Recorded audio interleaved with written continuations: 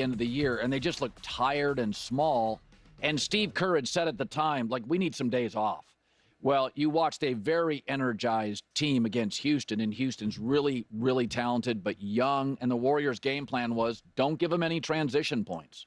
Make them beat you in the half court, and Houston can't. Now, they'll be better in game two. Houston has to be in the half court. I mean, you're looking up in the third quarter, you're like, how many points do the Rockets have? 30 what? But I thought Jimmy Butler's value was on full display. Get a bucket, Jimmy. So in the fourth quarter, where Houston was making a run, because Golden State dominates the first three quarters, and all of a sudden here in the fourth quarter, Houston makes a run. It's not about getting a three from Curry. It's about getting a bucket. You're on the road. So they have two guys, Golden State, that Steve Kerr trusts to get a bucket. One's Curry and one's Butler. And in the final 2 minutes, Jimmy had an offensive rebound, forced a turnover, and scored 6 points. In fact, I'm not sure if people realize this. In the last 5 minutes of the game, Steph Curry didn't score and only took one shot. Think about that. If I'd have told you that, yeah, the game's going to get tight. They're mugging Curry. Yeah, he won't score, and he'll take one shot. And it was fine because of Jimmy Butler. So, and Draymond's great, but you can't depend on Draymond offensively. So I think what you watch, Steve Kerr is telling you who he trusts by who he plays.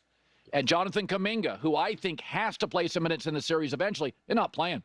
He didn't play against the Clippers. He didn't play the play-in game. They don't trust him. And it's amazing that Jimmy Butler arrived and immediately, you can play or you can't, Kerr trusts him. And Curry trusts him. So the fact that Steph Curry did not score in the final 5 minutes on the road and took one shot and they won comfortably, all you need to know about Jimmy Butler's influence, and here he is after the game. We're still young. I mean, I think Steph is 37, I'm 35, Dre is like 35, but we got some young guns that also get it done as well. Stayed in it, gave up a little run, but in the end we won. Yeah, they left out the one part because Jimmy called Steph Batman and himself Robin again, and that's actually what I want to talk about because we still are missing the comments here. I made a video earlier about this game. It's actually, I mean, it's one of the coolest things ever. It was a Warriors video talking about this, doing the whole breakdown after the post game, and the views, like the graph is just like straight vertical. It's one of the coolest things I've ever seen, honestly. So definitely check out that video just from a personal standpoint. It's pretty awesome to see. But when I see something like this, we're still kind of having the wrong conversation about Jimmy Butler, because I've talked now at length about Jimmy Butler, all the things that he offers on the court, the level of intensity, the intentionality, the sheer fact that he's another player on the court that I keep talking about this, that he truly knows what to do with the ball in any given moment. And the reality is that most teams really only have like one or two players oftentimes that truly know what to do with the ball at any given moment. And that's why Kuminga's not playing. And you even see Moody. Moody's a nice little player, but there's still many moments where you're just kind of like, okay, get the ball out of Moody's hands. Like it's got to be Steph. It's got to be Jimmy. It's got to be Draymond. And again, Draymond can only do so much too, but Draymond knows exactly what needs to be done. He doesn't have all the handles and he can't pull up for a mid-range or something like that necessarily, but he still knows exactly. He has the ball in his hand. He knows exactly what needs to be done. He knows, okay, I do need to dribble. Or you know what? I actually do need to take a shot here. Or you know what? I got to get to the ball to Steph. I got to get it right back to Jimmy. Like, he knows exactly what needs to be done. And having Jimmy be that type of player who now can shoot the three, he can drive, he can pass, he can do all things, and he also now knows exactly what needs to be done. The NBA is littered with players who can do it all, who can shoot, who can jump, they can block, they can play defense, they can do, but they don't always know what to do and when to do it. And Jimmy Butler is just the guy is a dog. He is a baller. And so it's actually like, I'm actually annoyed and frustrated now, because when you really think about it, Jimmy Butler should have been on the Warriors team like 8 years ago, man. I mean, like Jimmy Butler was kind of floating around, right? And like, you could have snatched him up in at multiple different times. You know, whether it, I mean, like, cause he's kind of bounced around a little bit, but like at the least you could have got him probably from the Sixers years ago. Like you could have got him. There was a handful of times, but his stock was kind of on the low end, and you could have got him. And it's just like he is such a dog, such a beast, and it actually is so perfect because in a lot of ways he's everything that Steph isn't, and that's why they complement each other so well. And again, Klay Thompson, they do not win those rings without Klay. He is the Warriors. Obviously he left, but like he is the Warriors. Gone but not forgotten, right? Like that is that core. Steph, Klay, Draymond, KD obviously for a little bit. But like Klay, he played great defense, but he couldn't bring that level of intensity. He obviously, he could drive a little bit, but like not like what Jimmy Butler can do. Jimmy Butler brings such a different degree of speed and intensity that Klay didn't, right? Klay was definitely more like, he was a splash brother, right? Like, that's kind of what he added. But the problem with that, though, with the Warriors, is like they're either splashing or they're not. And when they're not, it's hard to kind of, get yourself out of trouble.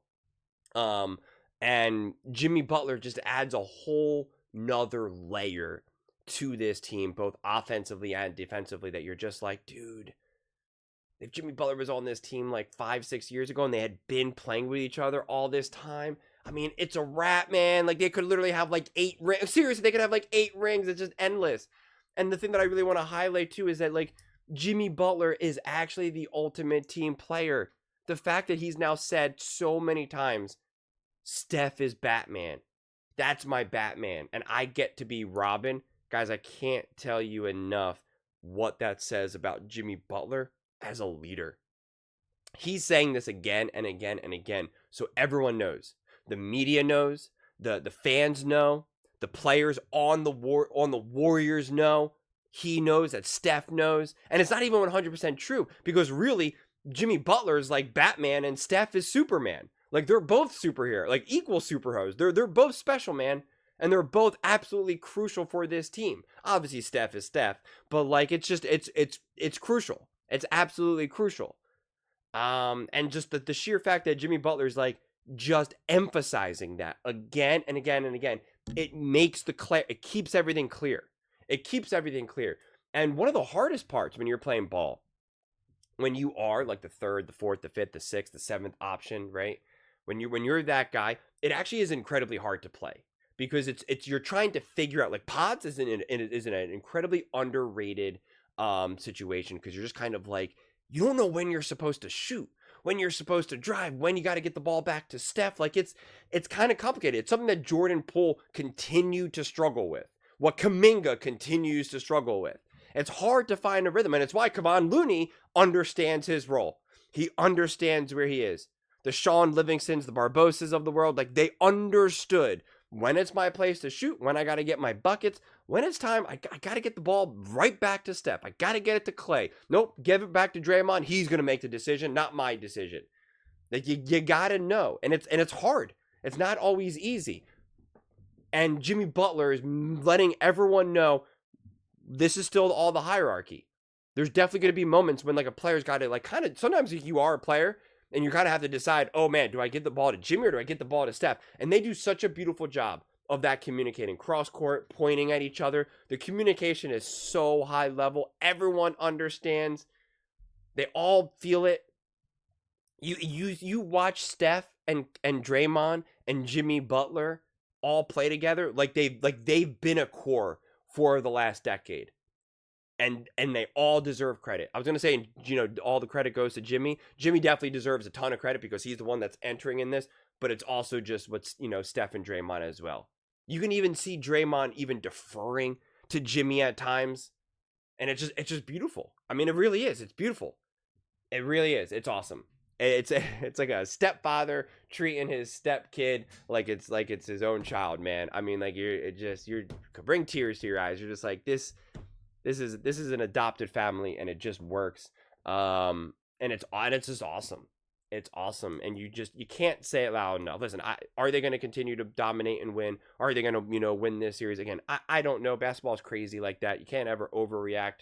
to a game one. You're not going to expect the Rockets just to completely roll over. You're going to have a game where Jimmy Butler just cannot hit a shot. You know, like it's basketball. Warriors know that. They've seen it. They've seen Klay Thompson not make anything. They've seen Steph go 1 for 10 from 3. The Warriors fans know that better than anyone. It's just basketball, you know. So I'm not going to try to do some sort of victory lap and be like, I told you so, and this and that and the third.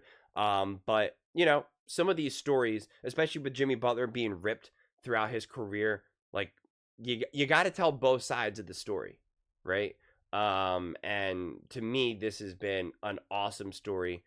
The seamlessness, how Jimmy Butler has fit on this team, what he's brought to the Warriors, and how he's handled all of this. And yeah, man, he just deserves all the credit in the world. This was an awesome win for the Warriors when so many people were downplaying who they were downplaying Jimmy Butler, Steph, etc. And so yeah, you know, kudos to the Warriors. But those are just my thoughts. I'd absolutely love to hear yours. What do you guys all think about Jimmy Butler and his fit alongside Steph? Let me know in the comments below. I read every single comment. So whether you agree with me or disagree with me, either way, let's get in some discussions. Let's get in some fights. But ultimately, let's just have some fun. And please do consider subscribing. We're building an amazing community here and absolutely love to see you part of it. I want to build something that we all genuinely feel connected to. Something that we're really excited to be part of.